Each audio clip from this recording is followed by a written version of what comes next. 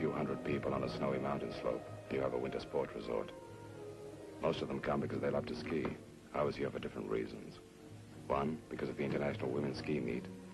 The other, I wanted to see a very good friend of mine, Carl Olson. I'd known him long before he'd come to the United States. Carl was operating the hotel ski shop. I hadn't told him I was arriving. I wanted to surprise him.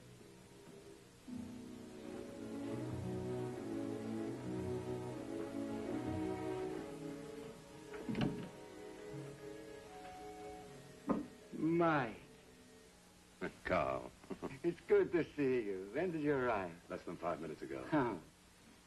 You have quite a business here. Oh, yes, it is growing. Americans like to ski. Soon it will be bigger. How are Greta and Lars? Greta is fine, Mike. Married, already 2 boys. Lars is dead, Mike.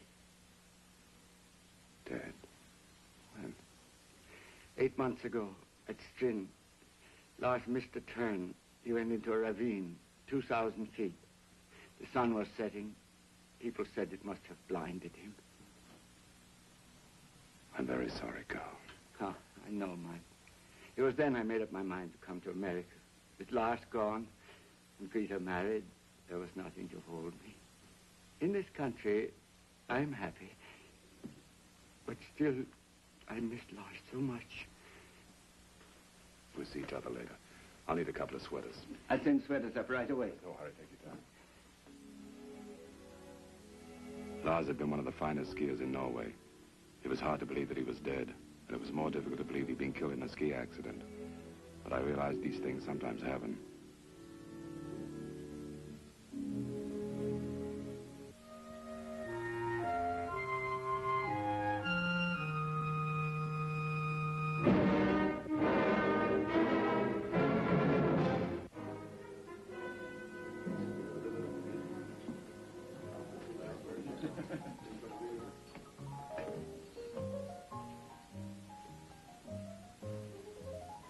Mike. Renee. Mike, dear. Touching. Oh, I'm sorry. Colette and Jeanne Secar. Michael Lanyard. How do you do? How do you do, Monsieur Lanyard? Won't you join us? Sure, thanks. Colette and Jean Secar. That means I'm sitting with the probable champions of the tournament. Being highly favored doesn't always mean victory, Mr. Lanyard. In this instance, it does. You know, you could take a lesson in confidence from your captain. It sounds as though you are a follower of the French women's ski team. At one time, a great follower.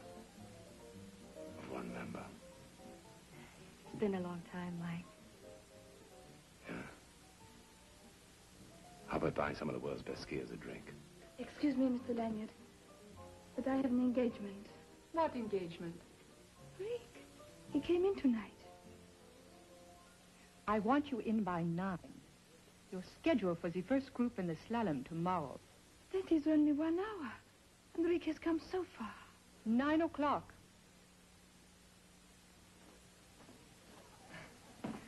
You'll have to excuse my sister. There was a boy at Lake Placid, a ski instructor. An occupational hazard at resorts. Not always a hazard, Miss Secar. Chenet is my sister. She does as she is told. Bonsoir, monsieur. And Renee, we might need you tomorrow. You'd better get to bed, too. The face of an angel. The personality of a frustrated general. Colette's no angel. I want to forget about her for tonight. I want to forget about everyone but us. Hmm? Okay. Renee spent the evening talking about her fiancé, Robert Deschamps. 3 o'clock. We didn't obey teacher. Oh, maybe it's not as funny as it sounds. You know, Colette can be most difficult. Renee, why isn't your name listed on the French team? Oh, no talent, perhaps. Well, you're one of the best skiers in Europe. Well, there's no point in discussing it, Michael. As Colette says, I'm lucky to even be an alternate.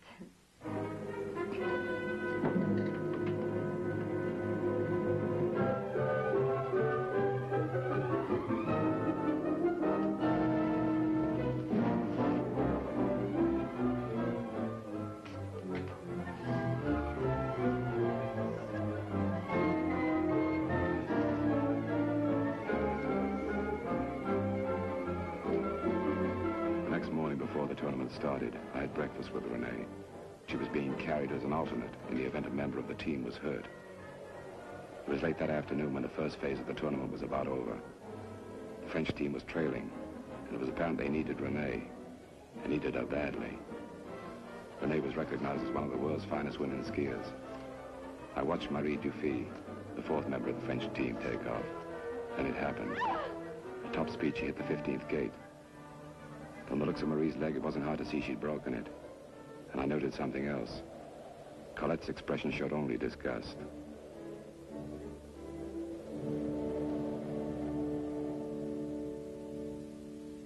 Bringing an injured skier down a mountain slope takes time. It was late when I returned to the lodge. Renee and Jeanne had gone to the hospital with Marie. Colette was conspicuous by her absence. All she bothered to do was list Renee's name as a starter with the tournament officials. I was tired and ready for a hot shower in bed. But someone with a scent of heavy perfume and imported cigarettes was waiting for me.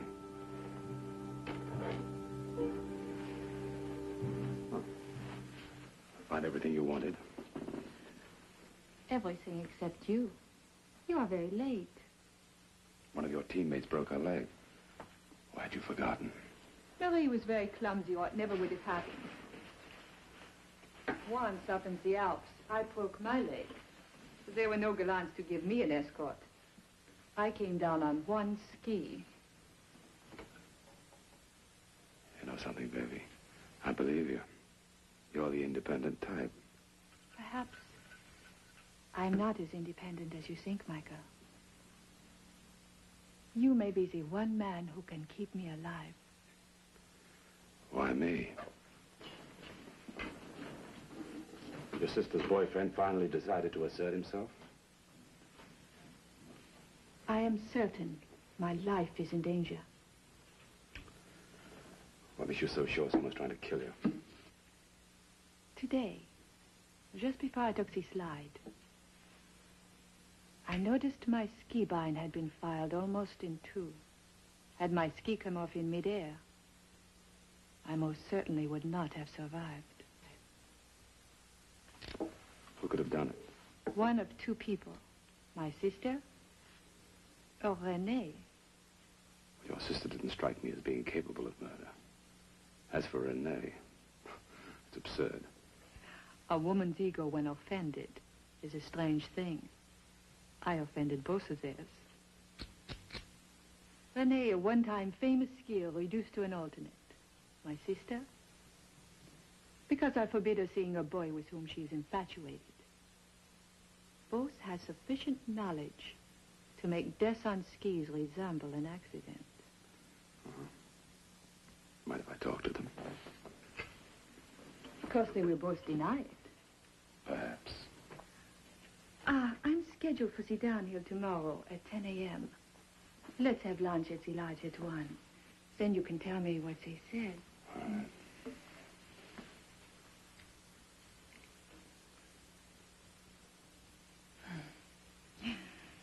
That was not meant as gratitude. It was because I think you are most attractive. I figured Colette had lied to me, and if only to take her down a peg or two, I made up my mind to find out why. I headed for the finish shack, which was about 2 miles from the lodge. I wanted to talk to Colette. I was tired of watching her manhandle people's lives, because sooner or later she was bound to cause trouble. What's going on, Carl? We were skiing. The wind came up. We headed for the shack. We found her. Colette Sicard. She's dead.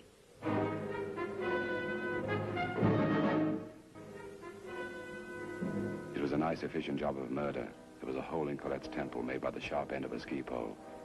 Renee had told me she'd only kicked Colette. I had to talk to her again. When Sheriff Wade asked me to help, there was only one thing I could say. I'm sorry, Sheriff. I don't know how I could help. I don't quite agree. Some of the skiers remember seeing you with Renee Dubois at the lodge. I thought maybe you had an idea where she is now. Why are you so interested in her? The desk clerk remembers her going into the ski room before dawn this morning with Miss Sicard. And it isn't any secret there's no love lost between them. That's no proof of murder. We'll get proof when we find her. Jim, I think Mike is right.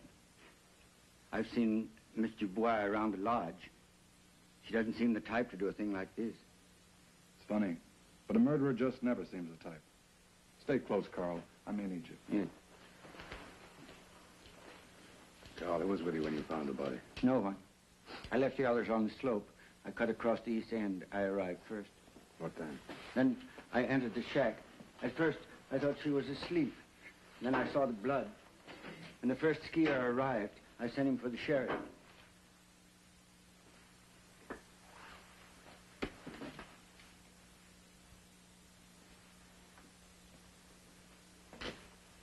Sheriff, I just found this in the wood bucket. What happens if it doesn't fit Miss Dubois? There must have been 100 skiers in here yesterday. Any one of them could have lost it, if it doesn't fit Miss Dubois' pinky. The sheriff had a point. It was beginning to look as though Renee would have to come up with a story deserving of an award, because it was only a matter of time before Wade learned that Renee was the last person to see Colette alive.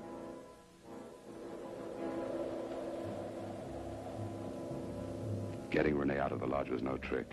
When a skier wraps up in a few sweaters, a mackinaw, plus stocking cap and snow goggles, it's tough to identify them as human, much less male or female. There was a cabin not far from the hotel that belonged to a friend of mine. It was vacant, so I decided to keep Renee there until this whole thing was straightened out. Until I found out whether she had told me the truth. I hoped she had.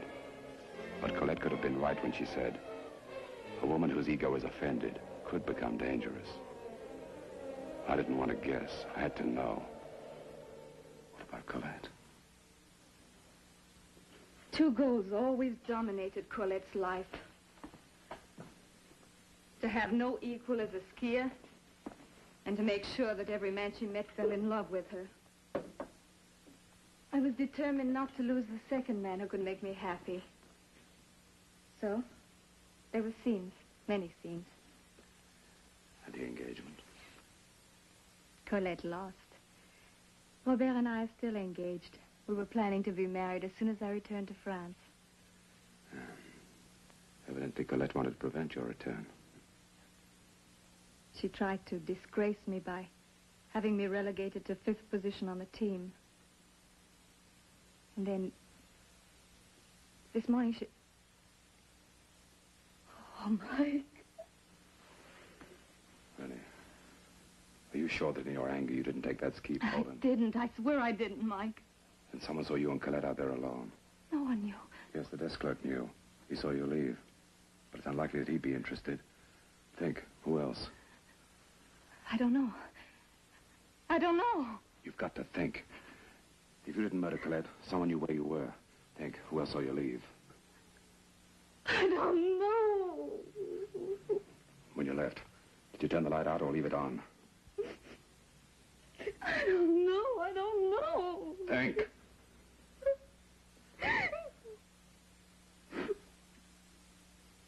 I turned it off. Did you go by the stairway or the elevator? I went down the stairway. I don't know how Colette came down. Wasn't she with you? No, she came down later. Where was Colette? As we were passing Jeanne's room, Colette saw there was a light on, so she went in to have a talk with her. Oh, so that's it. But Mike, Jeanne was Colette's sister. I don't think they worked at it very hard.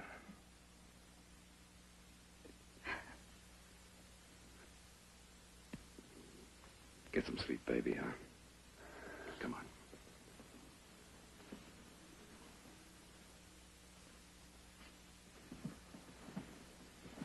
I want to get back to the lodge first thing in the morning.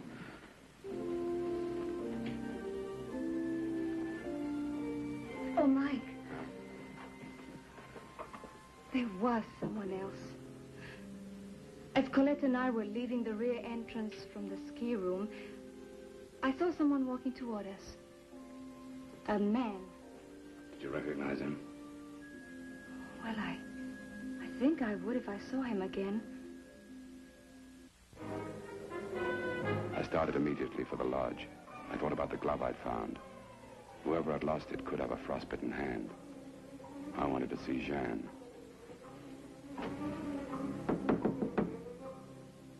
Yes? Mark Lanyard. I want to talk to you. Just a minute.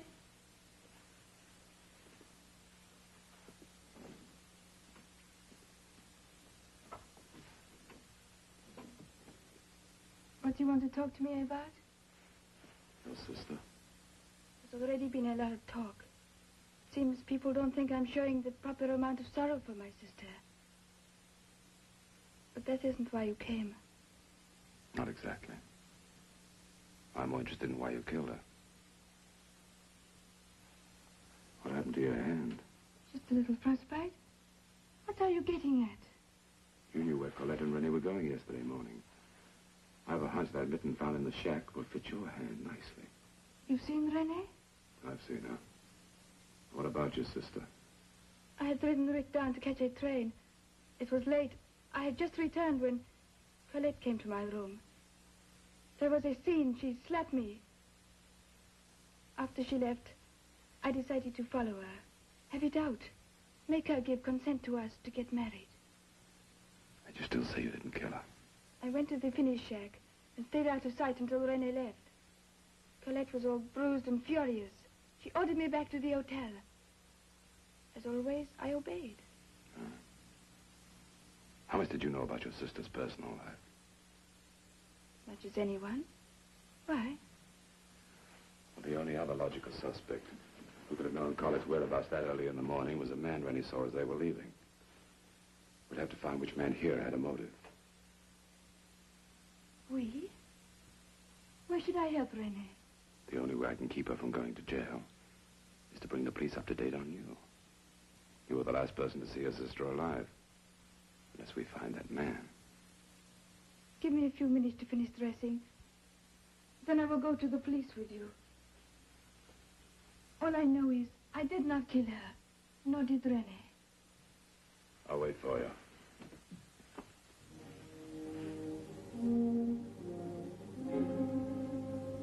When Jan said she was willing to go to the police with me, she could have been on the level, unless she was playing it very smart. First, I wanted Wade to hear Jan's story, and I wanted to find the man that Renee had seen as she left the lodge. I figured he might be the key. And then, just to disprove that point, everything went black.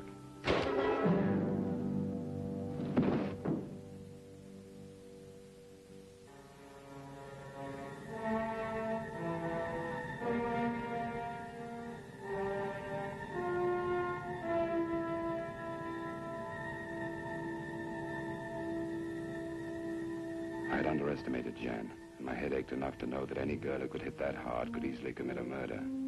But I was wrong.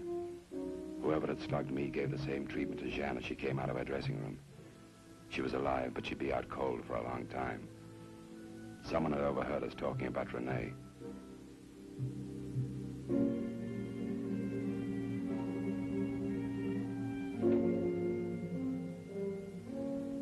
I called the desk clerk and told him to send a doctor down to the locker waiting room. I didn't have to be a genius to figure my ski tracks in the fresh snow would act as a road map to the cabin.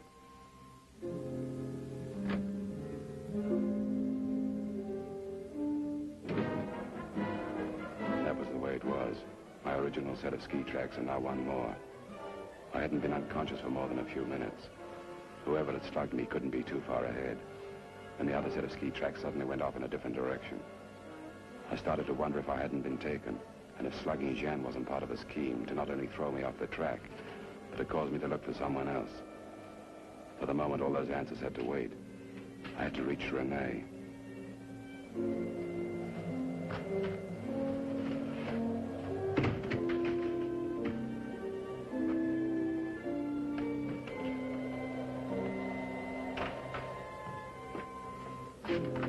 Renee. Renee. Yeah. Has anyone been here since I left this morning? No.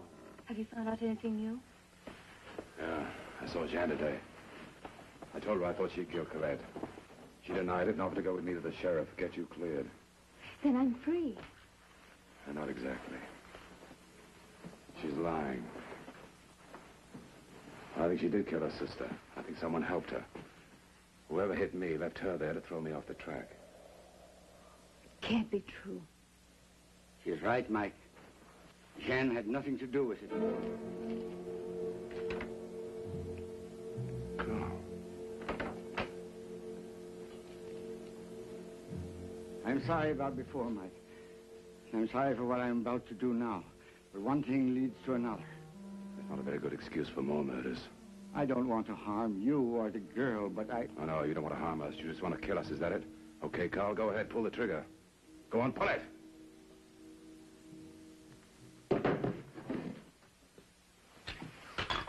Here. Drink this.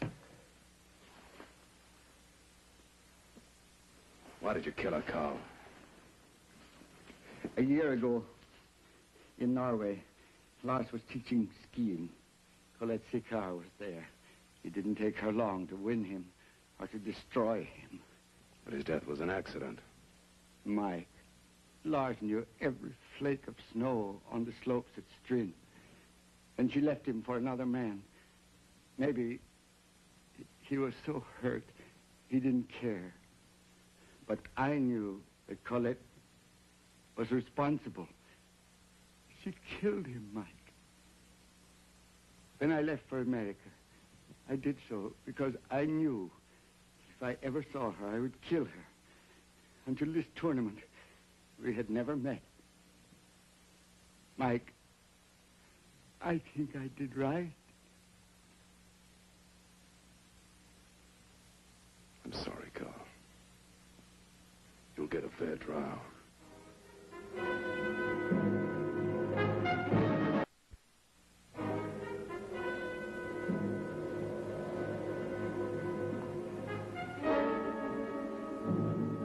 I'll call you later.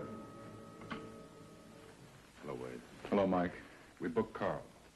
Yeah, I know. It's only a supposition, but we believe at the time he committed the crime, he was insane. I don't think he'll ever be well again. When is the sanity hearing? Next Wednesday. I'll be in New York. I'll call you. If he needs anything, let me know. Okay. Thanks. Bye. Mike, I just heard you were leaving. Aren't you going to stay to watch the downhill meet today? Can't. Gotta get a plane for New York. New York, Mexico, Cairo. No routes. You decided that a year ago. I know. But I'll miss you. You're going back to France. You'll have a husband to think of, remember?